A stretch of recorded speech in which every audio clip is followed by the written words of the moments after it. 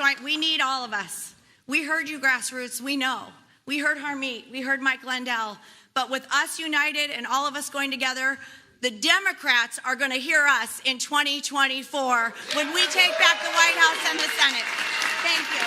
Republican Party Chairwoman Ronna McDaniel held on to her seat after a surprisingly strong challenge aimed at denying her a fourth term. Trump lawyer Harmeet Dhillon had rallied Republican National Committee members around the idea that the party needed new leadership to bring them into 2024.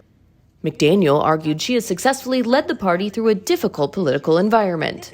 The race had at times gotten ugly.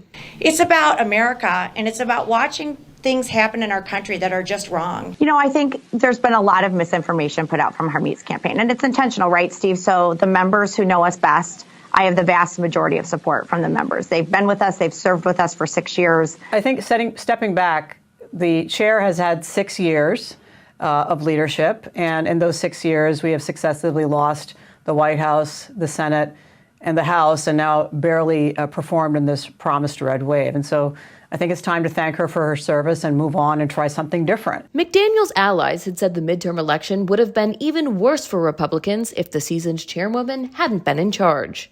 Florida Governor Ron DeSantis made an unexpected foray into the race earlier this week when he appeared to endorse Dhillon in a major break from much of the party. I think we need a change. I think we need to get some new blood in the RNC. I like what Harmeet Dhillon has said about getting the RNC out of D.C.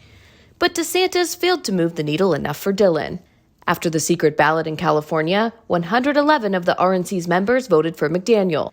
Just 51 went with Dhillon.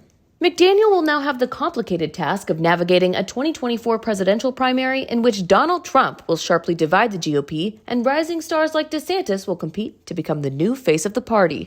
Sarah Westwood for the Washington Examiner.